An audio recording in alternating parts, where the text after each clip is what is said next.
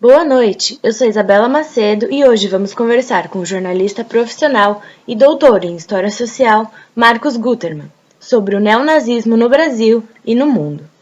Como se deu a facilidade de disseminação dos nazistas pelo mundo e por que alguns países, como os Estados Unidos, que no momento da Segunda Guerra Mundial eram contra as ideias nazistas, permitiram sua disseminação? Essa é uma boa pergunta, porque implica uma série de respostas aí possíveis, né? Mas eu acho que a principal explicação é a indiferença do mundo em relação ao que havia sido feito ou estava sendo feito contra os judeus em particular. E isso se traduziu de diversas maneiras na relação, por exemplo, com o fato, por exemplo, de que os judeus tiveram enorme dificuldade para, como refugiados, transitar de um país para outro para conseguir começar a reconstruir suas vidas, né, que tinham sido destruídas durante a guerra. Ao passo que os oficiais nazistas, ou ex-oficiais, né, porque o regime tinha sido derrotado na guerra, esses, por sua vez, com exceção, obviamente, daqueles que foram julgados nos tribunais internacionais, esses conseguiram se dar muito bem, né? Conseguiram refúgio, conseguiram ir viver em outros países. Alguns permaneceram na própria Alemanha, na Áustria, enfim, no lugar de onde eles pertenciam, né? Como cidadãos. E vários milhares, né? Foram para os Estados Unidos, para a América Latina, enfim. Trabalharam normalmente, conseguiram emprego, conseguiram constituir família, como se fossem cidadãos normais e comuns, não criminosos, né? E que não devessem nada a ninguém, como se não tivessem feito nada, né? Então, essa situação se deu basicamente por causa da indiferença. É como se o Holocausto fosse uma coisa que devesse ficar no passado, não devesse ser mais vamos para frente, né? A guerra acabou e vamos tratar de resolver as questões mais imediatas do pós-guerra e não ficar olhando para trás. O que foi feito e acabou, né? É basicamente por isso. Você até cita isso no seu livro, né, Nazistas Entre Nós, que Isso, alguns reconstruíram as suas vidas e tudo mais. Isso, exatamente. Bom, e a disseminação dos nazistas pelo mundo pode ter sido uma das causas do neonazismo no Brasil? Não, olha, o neonazismo, vamos deixar separar bem as coisas, né? Os neonazistas, em geral, principalmente aqui no Brasil, né, que está muito longe da Europa, é uma coisa meio distorcida, digamos assim. Não é um nazismo, não é um revival do nazismo em seu estado puro. É uma coisa muito adaptada, eu diria tropicalizada.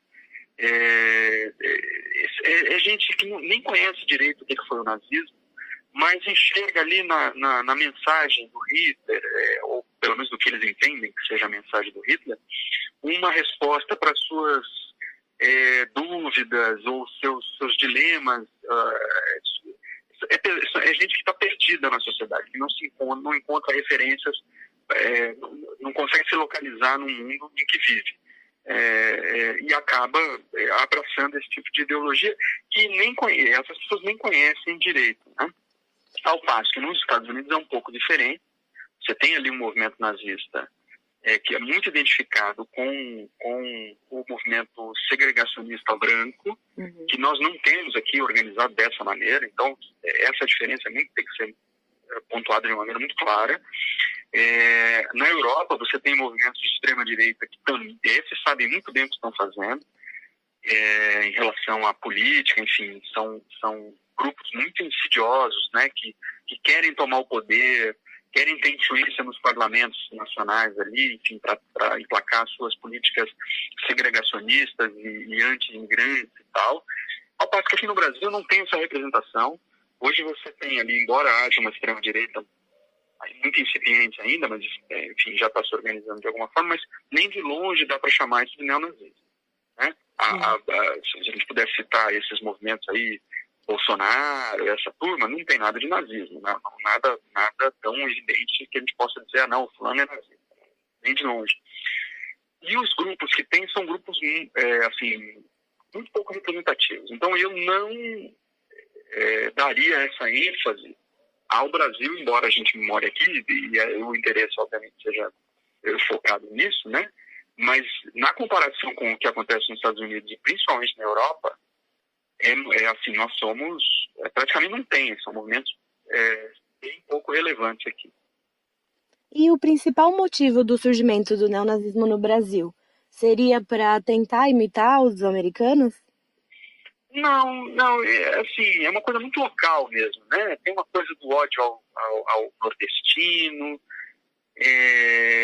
mais, é curioso, mais ao nordestino do que ao judeu, por exemplo, ou ao negro, né? Que poderia até mobilizar, porque tem, né, muitos negros no Brasil e tal, mas o que você tem muito mais é um ódio ao imigrante nordestino. Então, se puder ter um paralelo ali e do Brasil em relação aos Estados Unidos e ao que acontece na Europa, é esse aspecto do anti-imigrante. E não é o imigrante que vem de fora, no caso dos Estados Unidos, e no caso da Europa, é gente que vem de fora. Então, tem uma coisa xenofóbica aí. No caso do Brasil, não, é a migração interna que incomoda, e principalmente no que diz respeito a quem vem do Nordeste. Então, o alvo preferencial, né, o inimigo considerado dos neonazistas brasileiros, que se organizam majoritariamente aqui no sul do país, são os nordestinos. E os homossexuais, bissexuais e travestis, você acredita que eles também sejam vítimas dos neonazistas? Não, sem dúvida. Isso aí também no mundo todo, embora, paradoxalmente, você tenha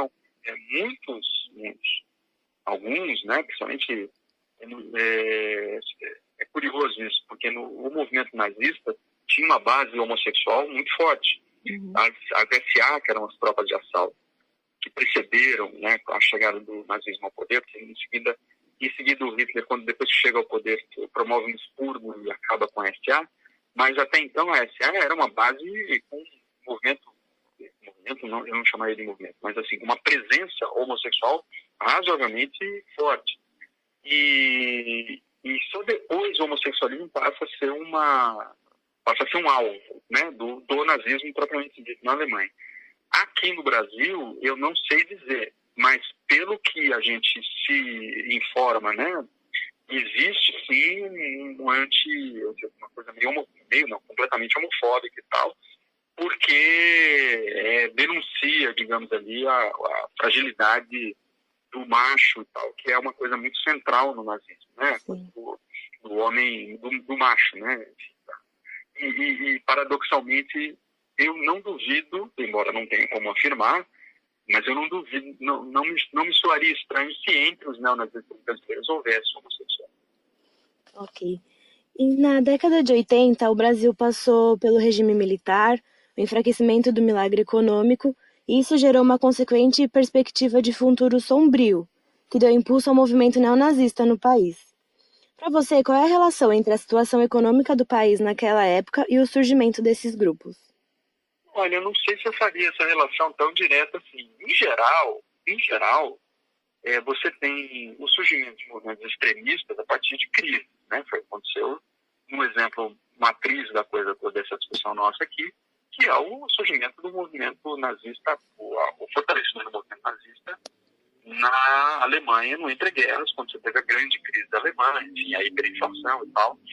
E isso não só na Alemanha, mas também na Itália, o movimento fascista.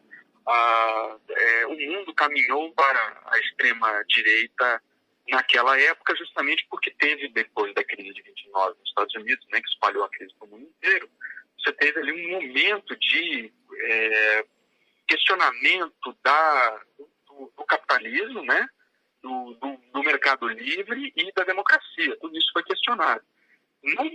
Aqui no Brasil, posso imaginar também que, a partir da sua questão, que nós temos uma situação de crise, tivemos, né, nos meados dos anos 70,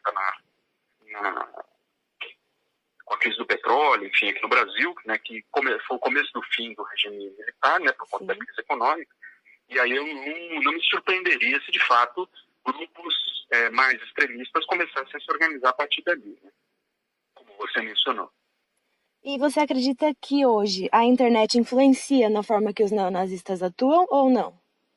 Ah, totalmente, né? Mas assim, influencia qualquer tipo de organização hoje não pode, nesse grau que eles pretendem, né? Não pode prescindir da internet. Né? A internet facilita tudo, né? Facilita a comunicação, agiliza a organização. Não há maneira de imaginar qualquer forma de assembleia, né? De informação de algum grupo que pretende ter algum tipo de influência que não seja pela internet. Né? Aí vale para tudo, né? Não só para o nazismo, para qualquer movimento que se pretenda organizar. Né? Sim. Então é isso, Marcos. Muito obrigada. Eu que agradeço. Precisando, estamos aí.